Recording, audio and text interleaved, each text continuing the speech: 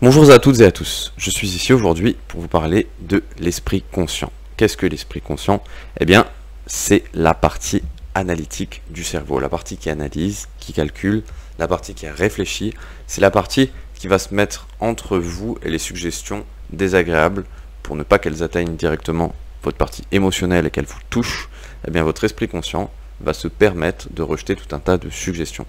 Si par exemple, vous rencontrez une personne dans la rue et que cette personne sans raison à part entière se rapproche de vous et que vous dit que vous êtes nul et que vous servez à rien, eh bien votre esprit conscient va tout de suite rejeter ces suggestions, vous disant que cette personne, la vie de cette personne ne vaut absolument rien et cela ne va pas vous toucher. Vous allez peut-être être vexé, être en colère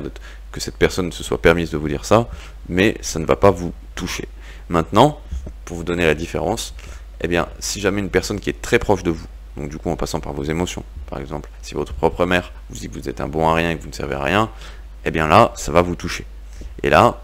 eh bien ça va passer au travers de votre esprit analytique, tout simplement parce que ça touche directement vos émotions.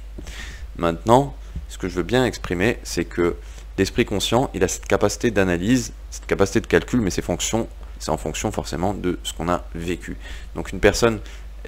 qui a vécu des choses normales, qui a eu pas mal d'expériences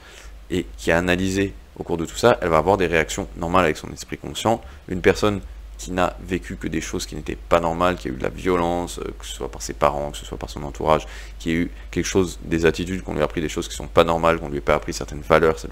certaines choses qui se font, certaines choses qui ne se font pas, eh bien, cet enfant, du coup, quand son esprit analytique va analyser, mais pas du tout de la même façon. Mais ce sera sa propre analyse, à lui, ça restera une analyse consciente. Donc, comme je l'ai déjà dit, il y a la partie consciente, qui analyse, qui calcule, la partie inconsciente qui, elle, va juste appliquer les émotions, ce que la projection, tous les signaux qui lui sont envoyés, et la partie émotionnelle, elle, qui va bien faire tout ce qui est des ancrages, tout ce qui est de l'enregistrement, et qui va vous projeter, qui va tout simplement envoyer tous ces signaux chimiques dans tout votre corps. Donc cet esprit conscient, eh bien, un enfant avant 7-8 ans ne l'a pas complètement développé, c'est pour ça qu'il vaut mieux qu'il soit avec des personnes qui sont positives autour de lui, des personnes qui font des suggestions qui sont positives, parce que ce soit par les suggestions ou par le mimétisme, eh bien, cet enfant va s'imprégner de son environnement. Un enfant de cet âge-là va être comme une éponge, et justement son esprit conscient, il va se terminer vers les 7-8 ans, des fois pour certains ça peut être à 6 ans, pour d'autres ça peut être à 10 ans, mais en gros, c'est en moyenne vers les 7-8 ans, que l'esprit analytique finit. Alors l'enfant, quand il a 3 ans, 4 ans, ce n'est pas qu'il n'a pas du tout d'esprit analytique, il a un esprit analytique, mais son esprit analytique est peu développé. Donc, au lieu de faire, par exemple, un adulte, il va utiliser de plus en plus proche de 100 son esprit analytique, laisser une petite place aux émotions, et après, l'inconscient, il est en dessous, et on ne le voit pas.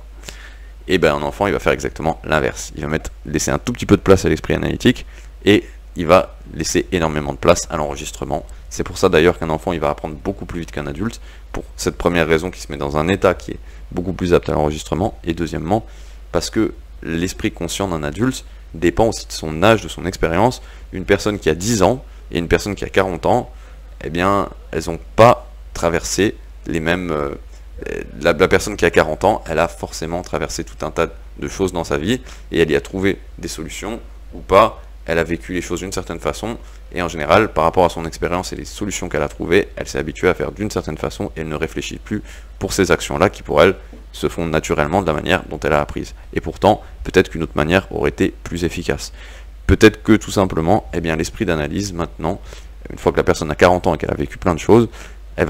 son esprit va tellement analyser, va tellement remettre en question, que forcément, tout le temps qu'on passe à analyser, on ne le passe pas à enregistrer. Donc forcément, l'enfant, il a beaucoup plus le temps d'enregistrer 4 fois plus que ce que l'adulte va enregistrer tout en analysant avec toutes ses expériences et tout ce qu'il connaît et tout ce qu'il ressent de la manière par rapport à comment il le fait, alors que l'enfant, lui, il va beaucoup plus arriver comme un livre ouvert dans lequel on va pouvoir écrire un petit peu tout et n'importe quoi, en sachant qu'évidemment, un enfant qui s'est habitué à rejeter les suggestions négatives va rejeter celles des autres, mais un enfant qui n'a pas été habitué à rejeter les suggestions négatives ne va tout simplement pas y réagir comme la plupart des gens. Voilà, parce que sa propre expérience a fait la manière dont il ressentait les choses. J'espère avoir été plutôt clair pour ce qui est de cet esprit conscient, cet esprit analytique. Après tout, il n'y a pas 50 000 choses à dire non plus. C'est juste la partie de nous qui analyse en fonction de notre expérience, la partie de nous qui représente notre âge, notre expérience, notre logique. Et voilà. Et je vous remercie, je vous dis à très bientôt.